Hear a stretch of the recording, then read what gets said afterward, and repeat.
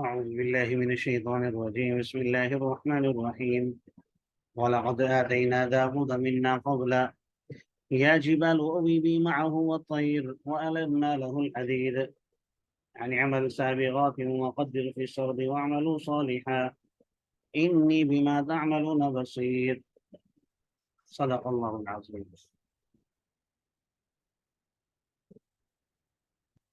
البتہ تحقیق ہم نے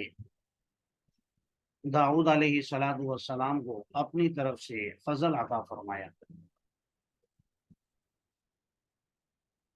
وہ فضل کیا تھا؟ یا جبال اوی بی معہ والطیر، اے پہاڑوں اور پرندوں داؤد علیہ السلام کے ساتھ بار بار تسبیح بیان کیا کرو۔ وَأَلَنَّا لَهُ الْحَدِيدَ، اور دوسرا فضل یہ ہوا کہ ہم نے ان کے لیے لوہے کو موم کر دیا۔ أَنِ اعْمَلْ سَابِغَاتٍ، یہ کہ وہ بنائیں سابغات کشادہ زرہیں، وقدر فی السرد، اور اندازے سے جوڑ لگائیں، وقدر اندازہ کرنا،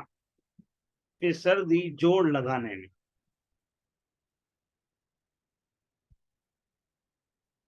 وعملوا صالحا، اور اچھے کام کرو اے آل داؤد، یقیناً میں دیکھ رہا ہوں ان کاموں کو جو تم کر رہے ہو۔ اس رکوع کے آغاز میں حضرت داؤد علیہ السلام اور حضرت سلیمان علیہ السلام کا تذکرہ فرمایا، اور ان انعامات کا بھی جو ان دو حضرات پر خاص طور پہ اللہ تبارک و تعالیٰ نے فرمائے تھے۔ ان میں سب سے پہلے تو حضرت داؤد علیہ السلام کے حوالے سے کہ اللہ تعالیٰ نے ان کو زبور عطا کی تھی۔ آسمانی کتابیں مشہور چار ہیں، کتاب اللہ یعنی قرآن پاک، اور تورات، انجیل اور زبور۔ مشہور میں نے اس لیے کہا کہ اس کے علاوہ باقی صحائف ہیں جن کا تذکرہ قرآن پاک میں بھی ملتا ہے، صحف ابراہیم و موسیٰ، مختلف انبیاء کو عطا کیے گئے۔ تو حضرت داؤد علیہ السلام کو زبور عطا ہوئے، اور اللہ تبارک و تعالیٰ نے آپ کو اتنی خوبصورت آواز عطا کی تھی کہ جب آپ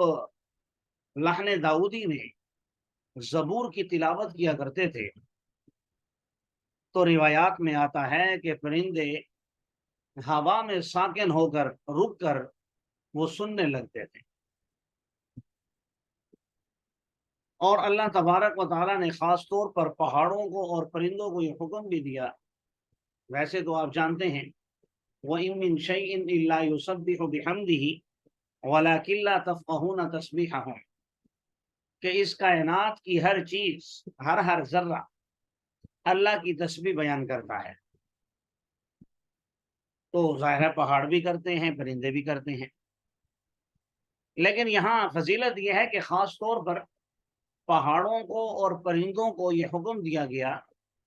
کہ داؤد علیہ السلام کے ساتھ بار بار تسبیح بیان کریں اور اس کے ساتھ تلاوت کریں۔ ان دو کو گویا یہ خاص حکم دیا گیا، اس تسبیح کے علاوہ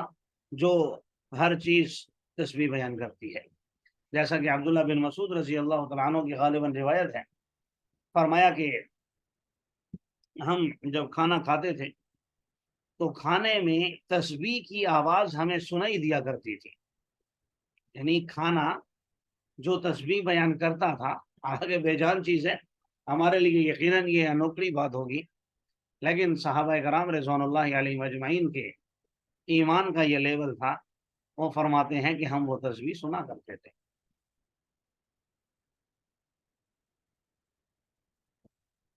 اچھا، یہاں پر جو ہمارے لبرل قسم کے مسلمان ہیں، جو چیز عقل میں نہیں آتی اس کا انکار کر دیتے ہیں، تو وہ یہاں یہ کہتے ہیں کہ یا جبال اوی بھی معه والطیر میں پہاڑوں کی جو تسبیح ہے اس سے باز گشت کی آواز مراد ہے۔ باز گشت فارسی کا لفظ ہے، یقیناً آپ سمجھتے ہیں، یعنی جو پہاڑوں کے پاس کھڑے ہو کر گفتگو کی جائے، اونچی آواز میں بولا جائے تو آواز پلٹ کر واپس آتی ہے، جیسے کسی بیسمنٹ میں آپ ہوں یا خالی کمرے میں ہوں، جب آپ آواز نکالتے ہیں تو آواز لوٹ کر آپ کے پاس بھی آتی ہے۔ تو وہ کہتے ہیں بھائی یہاں پر یہ مراد ہے۔ یاد رکھیے یقیناً یہ مراد نہیں ہے، کیونکہ اگر یہ مراد ہو تو پھر حضرت داؤد علیہ السلام کے لیے کوئی فضیلت اس سے ثابت نہیں ہوتی، کیونکہ وہ تو میں اور آپ بھی اگر آواز دیں گے تو پہاڑ ہم دونوں کی آواز کو بھی واپس لوٹا دے گا۔ تو یہ یقیناً یہاں پر مراد نہیں، بلکہ حقیقت میں وہ تسبیح بیان کرتے تھے اور یہ ان کا معجزہ تھا، اللہ تبارک و تعالیٰ نے ان کو عطا فرمایا تھا۔ کیونکہ اگر بانس گش کی آواز مراد لی جائے تو پھر اس کا خاص طور پر یہاں ذکر کرنا اس کا بظاہر کوئی فائدہ نظر نہیں آتا۔ دوسری، اللہ تبارک و تعالیٰ نے یہ فضل عطا فرمایا، آپ کو یہ انعام عطا فرمایا کہ آپ کے ہاتھ میں لوہے کو موم کر دیا۔ اس کی وجہ روایات میں ملتی ہے کہ حضرت داؤد علیہ السلام بادشاہ تھے تو بیت المال میں سے اپنی تنخواہ لیا کرتے تھے۔ تو روایات میں آتا ہے کہ اللہ تبارک و تعالیٰ نے ایک مرتبہ ایک فرشتے کو بھیجا انسانی شکل میں۔ حضرت داؤد علیہ السلام کی عادت مبارکہ تھی کہ آپ بیس بدل کر لوگوں میں جاتے تھے، گھومتے پھرتے تھے اور معلوم کرتے تھے کہ تمہارا بادشاہ کیسا ہے، تاکہ معلوم کریں کہ میری حکومت کیسے چل رہی ہے۔ تو فرشتے سے ملاقات ہوئی جو انسانی شکل میں تھا، اس نے کہا کہ باقی تو بادشاہ سلامت بہت اچھے ہیں، لیکن ان کی ایک بات اچھی نہیں ہے۔ تو حضرت داؤد علیہ السلام سوچ میں پڑ گئے اور پھر ان سے پوچھا بھائی ایسی کون سی بات ہے؟ فرمایا کہ یہ جو ہے بیت المال سے اپنی تنخواہ لیتے ہیں، حالانکہ ان کو اپنی کمائی کمانا چاہیے اور کما کر کھانا چاہیے۔ یہ بات حضرت داؤد علیہ السلام کے دل میں بیٹھ گئی۔ اللہ تبارک و تعالیٰ سے زار و قطار دعا کی کہ اے اللہ مجھے کوئی ہنر سکھا دیجئے، تو اللہ تعالیٰ نے ان اعمل سابغات وقدر فی السرد آپ کو زرہیں بنانا سکھا دیا، کیونکہ اب ان کو لوہے کو ان کے ہاتھ میں چونکہ موم کر دیا، اب انہیں کوئی ہتھوڑوں کی یا دوسرے اوزاروں کی ضرورت نہیں پڑتی تھی، بلکہ جس طرف موڑتے تھے اس طرف لوہا مڑ جاتا، اور ایک خاص انداز میں، خوبصورت انداز میں آپ زرہیں وغیرہ بنایا کرتے تھے، جنگی آلات بنایا کرتے تھے۔ اور روایات میں آتا ہے کہ ایک ڈھال جو ہے جو آپ بناتے تھے، ایک زرہ، وہ تقریباً 4000 درہم کی، بعض میں 6000 کا تذکرہ بھی آیا، 6000 درہم میں بیچا کرتے تھے اور اسی سے اپنا گزر بسر کیا کرتے تھے۔ اور اپنے گھر کے اندر ایک خاص معمول بنایا ہوا تھا، وَعَمَلُوا صَالِحًا، ان کے گھر کے اندر یہ روٹین تھی کہ ہر وقت کوئی نہ کوئی آدمی عبادت میں لگا رہتا تھا۔ مثلاً ایک آدمی نے 1 گھنٹہ 2 گھنٹے عبادت کرنی ہے، جب اس کا ٹائم پورا ہوگا تو دوسرا شروع، جب دوسرے کا پورا ہوگا تو تیسرا شروع۔ اس طرح کر کے انہوں نے کچھ انداز میں ترتیب دی ہوئی تھی اپنے عبادات کو، معاملات کو، کہ پورے 24 گھنٹے میں کوئی لمحہ ایسا نہیں گزرتا تھا کہ ان کے گھر کے اندر کوئی عبادت کرنے والا نہ ہو۔ یقیناً بڑی مزے کی بات ہے، اور جس گھر کے اندر افراد زیادہ ہیں ہمیں بھی ایسا چاہیے کہ ہم اب بھی اپنے گھر کا ایسا معمول بنائیں جس میں ہر وقت کوئی نہ کوئی اللہ کی عبادت کے اندر مصروف ہو۔ وَلِسُلَيْمَانَ الرِّيحَ غُدُوُّهَا شَهْرٌ وَرَوَاحُهَا شَهْرٌ، اور سلیمان علیہ السلام کے لیے ہم نے مسخر کر دیا ہوا کو، جس کی صبح کی منزل 1 ماہ اور شام کی منزل بھی 1 ماہ تھی۔ پہلا انعام حضرت سلیمان علیہ السلام پر یہ ہوا کہ جو عام آدمی سفر کر کے 2 مہینے سفر کر کے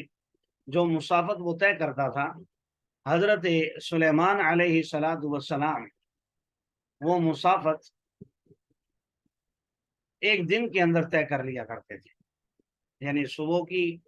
ٹائم اور شام کے ٹائم میں اتنا فاصلہ کراس کر لیا کرتے تھے جو عام آدمی 2 مہینے میں طے کیا کرتا تھا۔ دوسرا انعام یہ ہوا کہ وَأَصَلْنَا لَهُ عَيْنَ الْقِطْرِ، اور ہم نے سلیمان علیہ السلام کے لیے عین القطر تانبے کا چشمہ بہا دیا، جیسے حضرت داؤد علیہ السلام کے لیے حضرت داؤد علیہ السلام کے لیے لوہے کو موم کر دیا، تو ان کے لیے تانبے کا چشمہ بہا دیا۔ اور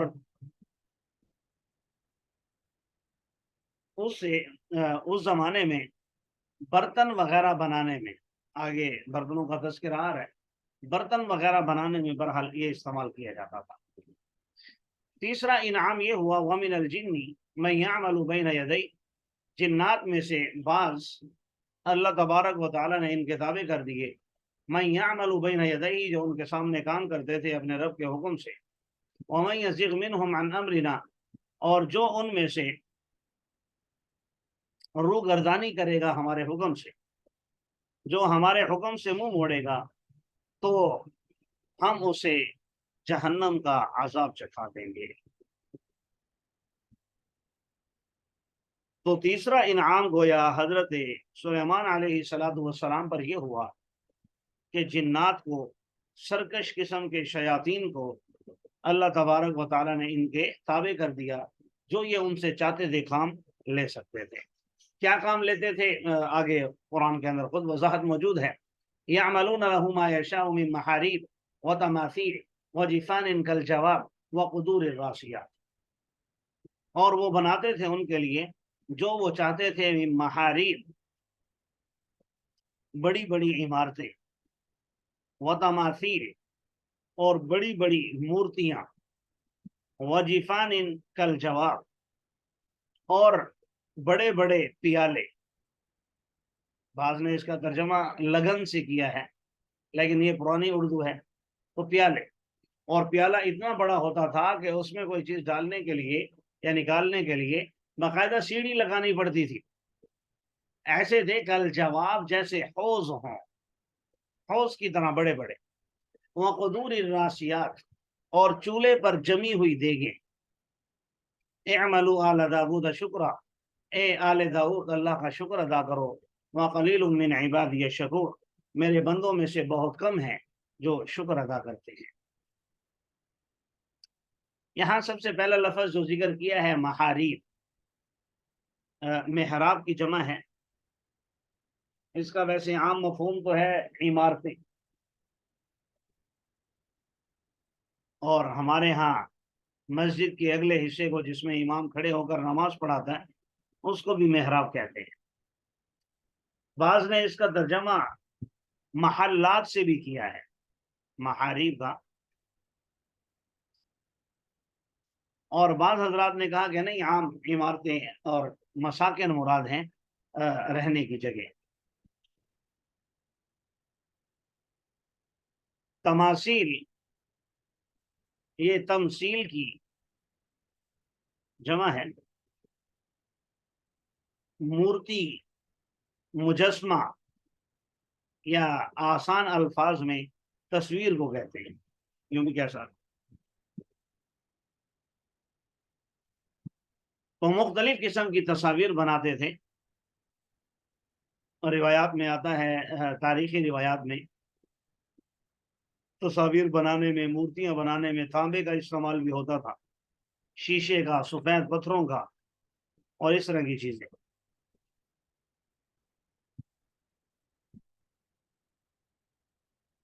یہاں میں یہ عرض کرتا چلوں کہ ان کی شریعت میں شاید یہ جائز ہوگا، تبھی بنواتے تھے، لیکن امت محمدیہ پر مورتیاں بنانا، بت بنانا، اور تصاویر بنانا، یہ حرام اور ناجائز ہے، خاص کر جو کاغذ پر بنائی جاتی ہیں، جو پرنٹ نکالا جاتا ہے۔ آج کل ہمارے زمانے میں چونکہ تصویر کا مسئلہ مختلف فی ہے، اس میں اختلاف ہے، یہ جو موبائل کی تصویر ہے خاص کر ڈیجیٹل کیمرے کی، اس حوالے سے اختلاف ہے، تفصیلی مسئلہ ہے، تفصیل کا موقع تو نہیں، لیکن بس آپ کے ذہن میں تھوڑا سا ڈال دوں کہ اختلاف ہے کیا۔ دو آراء ہیں، بعض اسے تصویر سے مشابہ قرار دیتے ہیں، اس لیے اس پر حرمت کا فتویٰ لگاتے ہیں کہ یہ حرام ہے، اور بعض اس کو مشابہ قرار دیتے ہیں عکس کے، جیسے آپ کا سایہ ہے یا شیشے میں آپ دیکھتے ہیں اپنے آپ کو تو آپ کا عکس نظر آ رہا ہوتا ہے، تو یہ کہتے ہیں کہ یہ موبائل کے اندر، کیمرے کے اندر یہ ایسے ہے جیسے عکس، لہذا یہ حرام نہیں ہے۔ لیکن چونکہ اختلافی مسئلہ ہے، اس کے باوجود علماء نے یہی لکھا ہے کہ بلا ضرورت شدیدہ، بلا ضرورت شدیدہ تصویر کھنچوانے سے بہرحال پرہیز کرنا چاہیے۔ ہاں، چونکہ ضرورت کے درجے میں علماء نے اجازت دی ہے پاسپورٹ وغیرہ بنوانے کے لیے، یا آج کل کے نوٹ ہی ایسے ہیں جن پر تصاویر ہیں، شناختی کارڈ ہے، اس طرح کی جتنی چیزیں بھی ضرورت ہے بہرحال تو ان پر آپ بنوا سکتے ہیں۔ لیکن آج کل جو ہمارے ہاں اس رخصت کو غلط استعمال کیا جا رہا ہے ہمارے سوشل میڈیا پر، اور جتنے بھی اس میں اکاؤنٹ استعمال ہوتے ہیں، ٹک ٹاک ہے یا فیس بک ہے، واٹس ایپ ہے، یا جتنے بھی بہرحال ہیں، ہم اتنے استعمال نہیں کرتے، یا غالباً ایک سنیک بھی ہے، تو اس طرح کی یہ جو چیزیں ہیں یہ سب فحاشی اور عریانی کو پھیلانے کا کام کر رہی ہیں۔ تو یاد رکھیے، یہ جو علماء نے اجازت دی ہے یہ تو ایک سادہ تصویر کی اجازت دی ہے، فحاشی اور عریانی کی اجازت نہیں دی کہ وہ بھی جائز ہے، بلکہ ہمارے استاد مکرم مفتی زاہد صاحب، اللہ تعالیٰ ان کی زندگی میں برکتیں عطا فرمائے، تو انہوں نے یہ مسئلہ سمجھاتے ہوئے کہا تھا کہ بھائی آپ پوچھتے ہیں کہ ٹی وی دیکھنا، موبائل دیکھنا جائز ہے یا نہیں ہے، تو جو چیز عام روٹین میں جائز ہے دیکھنا، تو وہ ٹی وی پر، موبائل پر دیکھنا بھی جائز ہے، اور جو چیز عام روٹین میں دیکھنا جائز نہیں ہے وہ ٹی وی پر دیکھنا بھی جائز نہیں ہے، موبائل پر دیکھنا، انٹرنیٹ پر دیکھنا بھی جائز نہیں ہے۔ تو ظاہر ہے جیسے نامحرم عورتوں کو ریئل میں دیکھنا ناجائز ہے، اسی طرح اسکرین پر دیکھنا بھی ناجائز ہے۔ وعلی هذا القیاس ہم اس کی مزید تفصیلات میں بہرحال نہیں جاتے، لیکن اتنی بات ہے کہ تماثیل ہماری شریعت محمدیہ میں جائز نہیں ہے۔ آگے ترجمے میں میں نے وضاحت کر دی، وجیفان کل جواب، کہ بڑے بڑے لگن، بڑے بڑے پیالے ایسے جیسے حوض، جیفان یہ بھی جمع ہے جفنت ان کی، پیالے کو کہتے ہیں، اور اسی طرح جواب کل جواب، آپ تو اس میں تشبیہ کے لیے ہے، اصل لفظ الجواب ہے، یہ جابیت ان کی جمع ہے،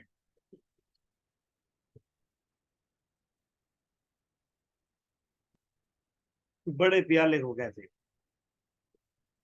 اب یہ تو پیالے ہیں جن کا میں نے کہا کہ سیڑھی لگا کر چیز نکالتے تھے، ڈالتے تھے، اب جو دیگیں ہیں وہ تو اس سے بھی بڑی، وقدور الراسیات، چولہوں پر جمی ہوئی دیگیں جو اٹھائی نہیں جا سکتی تھی، اتنی بڑی بڑی۔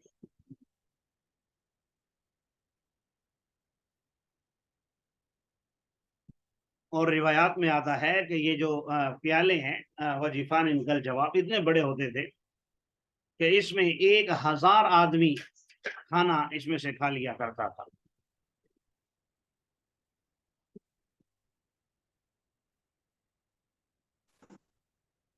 جی اعملوا آل داؤد شکرا وقلیل من عبادی الشکور، اے آل داؤد اللہ کا شکر ادا کرو،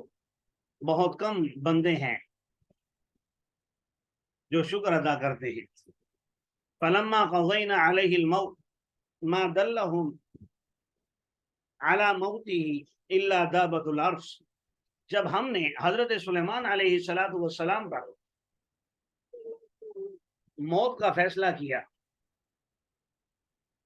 تو ان کی جنات کی رہنمائی نہیں کی اس کی موت پر، مگر زمین کے کیڑے نے تاکل من سأتہ، جو ان کے عصا کو آہستہ آہستہ کھا رہا تھا۔ جب وہ گر پڑے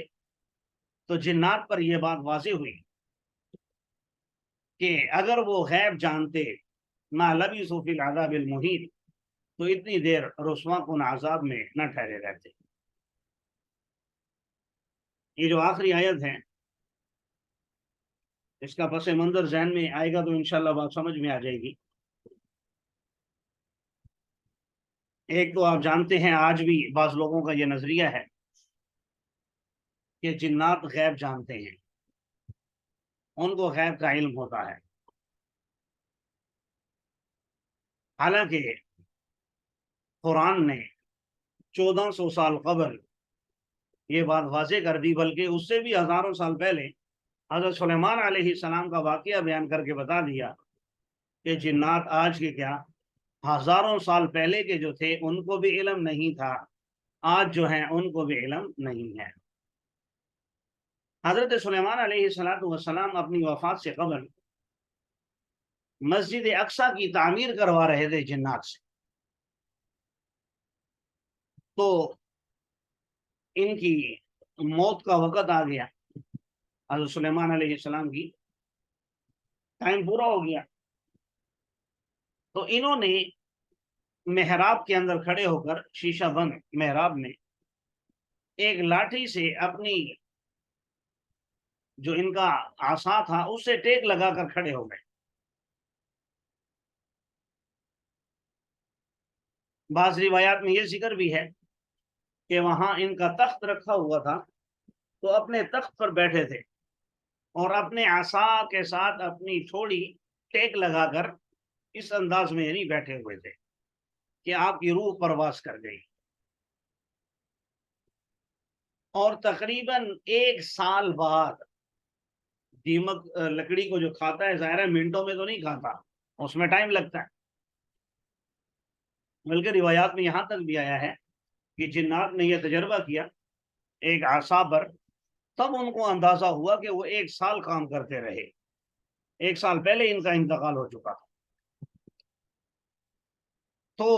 حضرت سلیمان علیہ السلام ٹیک لگا کر بیٹھ گئے اور ان کی روح پرواز کر گئی۔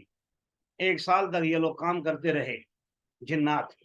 اور مسجد کی تعمیر مکمل ہوئی۔ اتنے میں دیمک نے ان کے اعصاب کو کھانا شروع کیا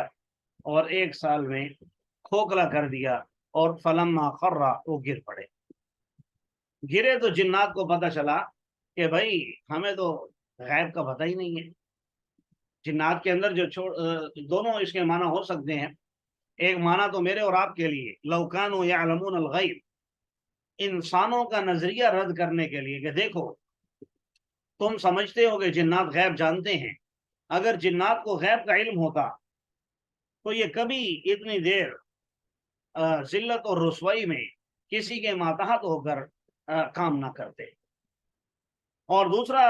یہ بھی روایات میں آتا ہے کہ بعض شیاطین جو چھوٹے قسم کے تھے وہ بڑوں کے بارے میں یہ نظریہ رکھتے تھے کہ ان کو غیب کا علم ہے، تو خود ان کا اپنا یہ نظریہ بھی غلط ثابت ہو گیا اس واقعے سے کہ بھائی تمہیں جو ہے غیب کا علم نہیں ہے۔ بہرحال ان کو غیب کا علم ہے یا نہیں، لیکن ہمارے لیے اس میں جو سب سے بڑا پیغام ہے، جس دھوکے میں آج میں اور آپ پڑے ہوئے ہیں کہ بھائی میرے تو ابھی چھوٹے چھوٹے بچے ہیں، میں تو مر ہی نہیں سکتا، بھائی میری تو ابھی جو ہے میں تو ابھی جوان ہوں، ابھی تو میری شادی ہوئی ہے، ابھی میں نے زندگی گزارنی ہے، مجھے موت آ ہی نہیں سکتی، تھوڑا وقت آگے بڑھتا ہے اولاد ہوتی ہے جوان ہوتی ہے، بھائی میری تو جوان بیٹیاں ہیں، ابھی تو میں نے ان کا بیاہ کرنا ہے، شادی کرنی ہے، اللہ مجھے کیسے اس ذمہ داری سے پہلے پہلے موت دے سکتا ہے؟ میں تو مر ہی نہیں سکتا۔ بھائی یاد رکھیے، ایک پیغمبر حضرت سلیمان علیہ الصلوۃ والسلام پھر کام کیا کر رہے ہیں؟ مسجد اقصی ہمارا پہلا قبلہ، تو بیت المقدس کی تعمیر کروا رہے ہیں، خانہ کعبہ کی، مسجد اقصی کی، اور کروا بھی سرکش قسم کے جنات سے۔ پتا ہے کہ اگر 1 منٹ میں ادھر سے ادھر ہوا یہ کام چھوڑ دیں گے، اتنا ضروری کام ہو رہا ہے۔ اور دنیا سے جانے والا بھی کوئی عام بندہ نہیں، بلکہ ایسا بندہ جس کی حکومت شجر و حجر پر، پرند چرند پر، انسان اور جنات پر، ہواؤں پر، دریاؤں پر، ہر چیز پر اس کی حکومت ہے، ہر چیز اس کے تابع ہے، جو ہر جانور کی، ہر چیز کی بولی سمجھتا ہے۔ لیکن جب موت کا وقت پورا ہوا، ٹائم پورا ہوا، تو اس نے ایک لمحہ بھی مہلت نہیں دی۔ آج میں اور آپ کس خواب و غفلت میں پڑے ہوئے ہیں۔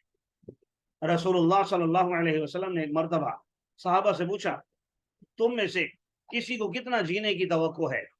کسی نے کہا یا رسول اللہ مجھے 1 ہفتہ جینے کی توقع ہے، کسی نے کہا 15 دن، کسی نے اس طرح مختلف جواب دیے۔ تو آپ صلی اللہ علیہ وسلم نے ارشاد فرمایا، تم نے تو دنیا سے بڑی بڑی امیدیں لگا رکھی ہیں، مجھے تو جو سانس آ رہا ہے اگلا آئے گا یا نہیں آئے گا مجھے تو اس کی بھی خبر نہیں ہے۔ اللہ تبارک و تعالی ہمیں ان باتوں پر عمل کرنے کی توفیق عطا فرمائے۔